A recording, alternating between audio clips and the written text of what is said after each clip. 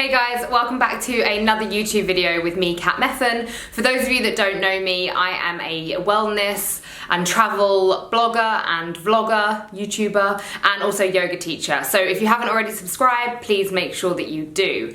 Now today, as you'll see from the title, we are chatting all about friendship. And this video is based on a few questions that I have had emailed to me and sent to me via Instagram DM, and then also building upon my own experience with friendship and I guess how I have taken that in the last kind of 10 years, I'd say. So I'm now 30. So we're talking about, I didn't go to university, but those kind of like post-university changes in friendship.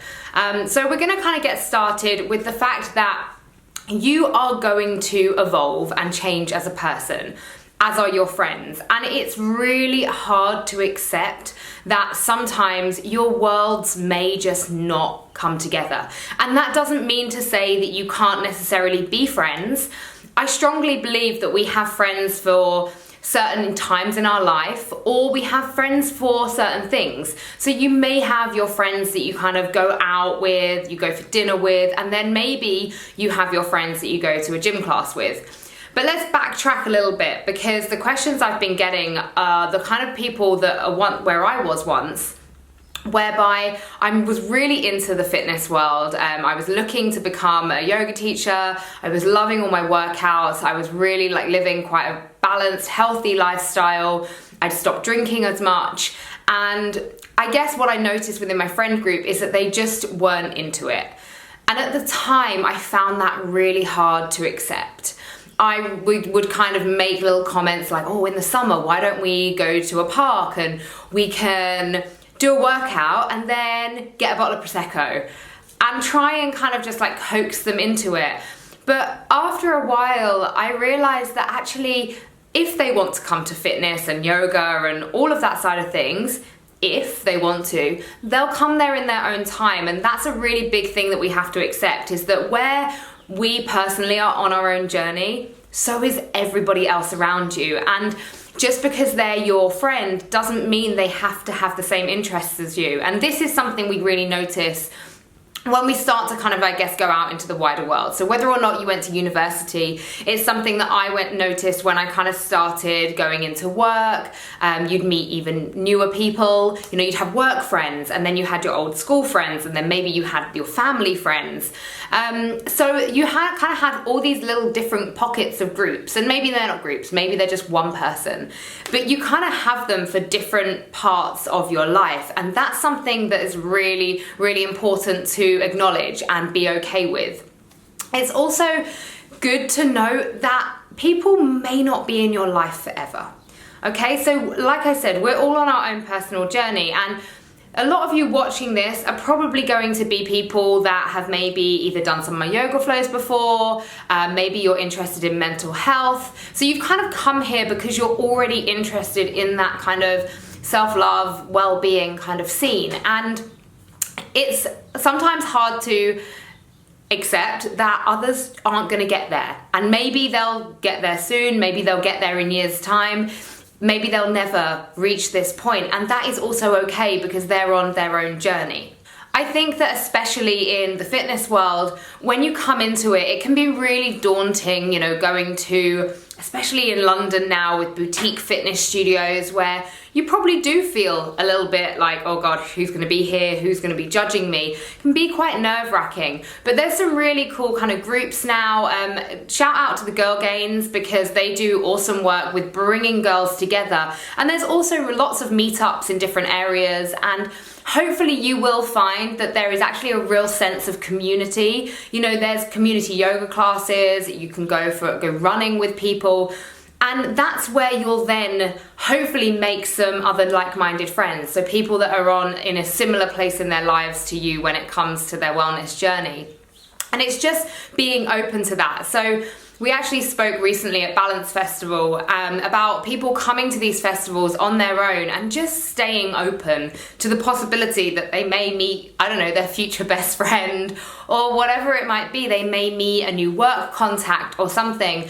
And it's about really just letting people in, taking your guard down a little bit, which can be really hard sometimes because, you know, like I said before, with judgment being so huge and comparison being a massive thing, especially in the realms of social media, it can be quite hard to let our guard down and just kind of be open to the possibility. But I honestly can't recommend that enough, going to these sorts of events, going to these sorts of meetups. And that's where you'll find your peoples for your fitness sphere. And then you'll still have your friends maybe from school or university, and they're still your friends. I think another thing to note is that friends aren't people that you necessarily have to speak to every single day. And I think that, again, that's something that we're brought up, and we go to school and you have your best friend and you speak on the phone every night. I mean, back when I was at school, it was the home phone with a cord, and I'd sit down by the radiator to keep warm speaking to my friends. And then obviously now there's social media and things like that. So just by liking someone's picture, I suppose you're keeping in touch in some bizarre way. But I think it's really crucial to know that your friend can be somebody that you don't have to speak to every day, but you just know that if the time came where you really needed them or they really needed you, you would be there. You would drop what you've got going on and you would be there for that person. And that's what a friendship is.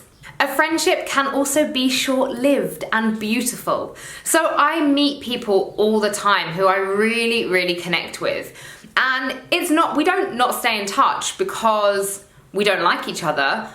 Maybe we are just really busy, we've got other things going on, we've already got our core unit of people, but that doesn't mean to say that for a short amount of time that we didn't share a connection and that we weren't friends, and that maybe at a later date in our lives, we may come back together and rekindle that friendship. Coming on now to one of the other questions that I have been asked quite a lot, and that's kind of how to know if a friendship is toxic or what to do if you need to move away from a friendship. Now, I'm all for honesty, and I know it's so hard. It's so hard when you don't want to hurt someone's feelings maybe, or you maybe don't want to make them angry. But you have to know that whatever you say or do, you do it with good intentions, and you do it because it's what you're feeling. So we need to try not to project. We need to notice that maybe the friendship could actually be not to do with what that person's doing in a bad sense. It could be to do with what your friend is doing and how they're living their lives, and maybe that triggers you in a way. So it's really important to notice these things before then going up to a friend and saying, look, I'm really sorry, but I just need a little bit of time out of the friendship. And I know that this sounds very, very intense to do, but it's really important that we surround ourselves with people that will support us, people that will lift us up, and people that make us laugh and smile and things like that. If there are people in your life that are constantly knocking you down and not congratulating you for the big things and not congratulating you for the little things, then maybe it's just worth chatting to them and say, look, you know, I could really do with a little bit of support.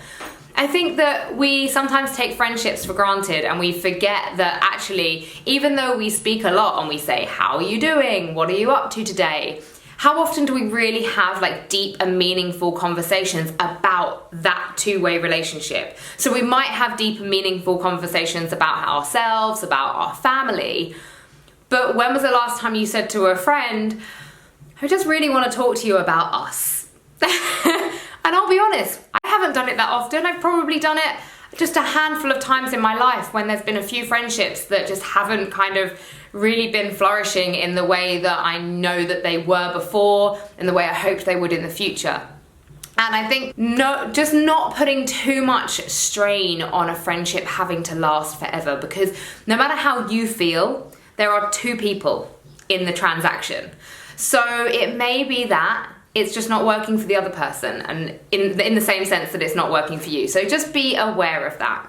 So with technology taking very much over our lives at the moment, and social media being at the forefront of that, I think that it's good to recognize as well that friendships have almost become just disposable. You know, you can mute a conversation, you can just delete a friend, you can add a new friend so quickly. And And I think that sometimes we forget that friendship is actually a real human connection. So eye contact, you know, maybe walking hand in hand with your best friend, or laughing, joking, having a sleepover, going for lunch, all of those things that I think we forget because we live in this crazy busy world where we are constantly trying to busy ourselves even more to prove that we are something more than we actually are, when in fact you are already amazing and very much enough.